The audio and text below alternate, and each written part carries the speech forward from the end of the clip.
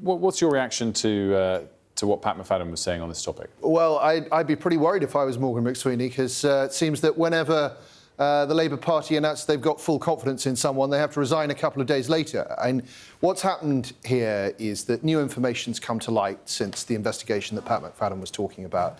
We published that online today, and what it seems to show is that Morgan McSweeney, now the Prime Minister's Chief of Staff, deliberately withheld information about donations to Labour Together, which was the campaigning outfit that helped make Keir Starmer leader of the Labour Party.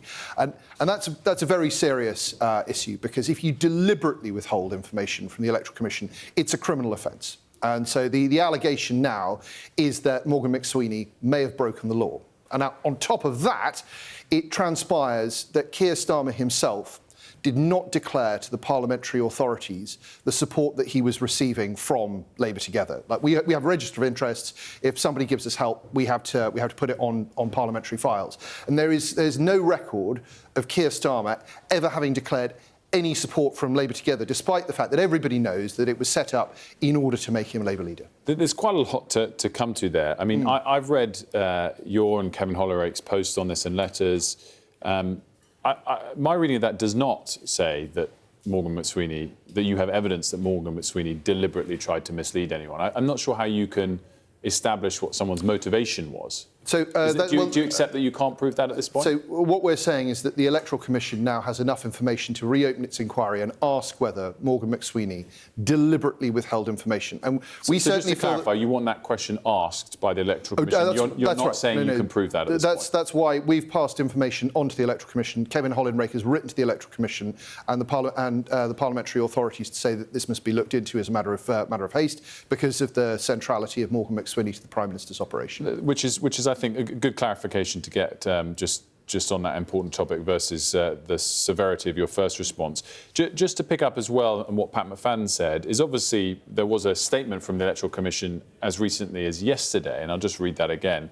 They said the Electoral Commission's investigation, with which Labour Together fully cooperated, was completed in 2021. The outcome was made public and widely covered by media at the time. Since this time, we've taken measures to ensure Labour Together is fully compliant with all Electoral Commission regulations. The Commission thoroughly investigated the late reporting of donations, and we're satisfied with that the evidence proved beyond reasonable doubt that failures by the association occurred without reasonable excuse. Offences were determined and they were sanctioned accordingly. That was a recent statement. Oh, yeah, but as I say, new information has come to light, which we have now published online, and we've sent to the Electoral Commission, and we would like them to look into that. And so I guess that was going to be my question. So the new evidence that you think has come to light, you're certain they have not seen before in that investigation they've already carried out? Yes.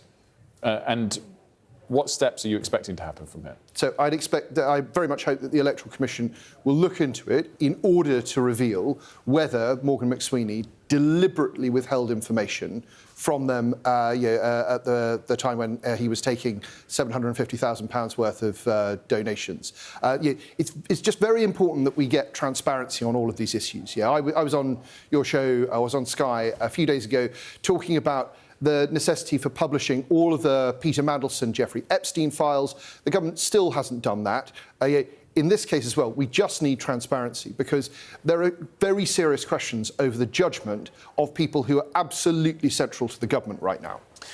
Let's move on and talk a little bit about Donald Trump's comments yesterday. Sort of all sorts of topics touched down. The first, perhaps the most consequential, is almost encouraging NATO countries to shoot down Russian assets if they breach NATO airspace again. Is that something that NATO should do? I think that NATO has to protect its borders very, very severely. I think it was about a week ago we saw Russian drones enter NATO airspace, and some of those were shot down as a matter of course.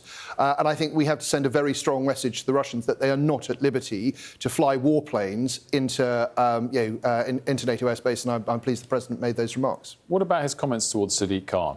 Is he attacking him too personally? The two of them don't like each other, I think it's safe to say. They don't miss an opportunity to swing punches at each other.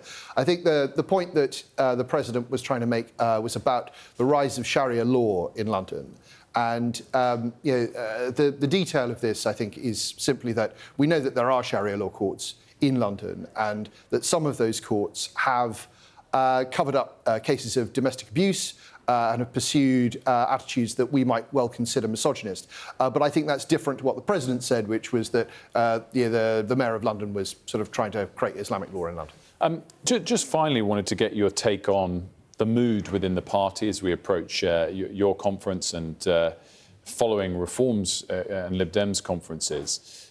Are you fearful of more high-profile defections to come, or do you think there's been a line drawn in and around the Reform conference coming and going? No, I'm obviously sad to see Danny Kruger defect, but I'm very excited for all of the work that we're going to do now, both as an opposition in the run-up to the budget at the end of November, because I think the government is in a terrible way, and you've seen the economic figures this morning. Suggest we're going to have the worst inflation in the G7, food inflation now at 5%, flat growth, 0% growth in July. I think we have a great opportunity to take the fight to a seriously failing government. But also, I'm looking forward to the Conservative Party being able to make clear its policies on the issue that the country faces, and I think that's going to be an important moment for our party. Alex Burghart, thanks so much for joining us. Good to see you this morning.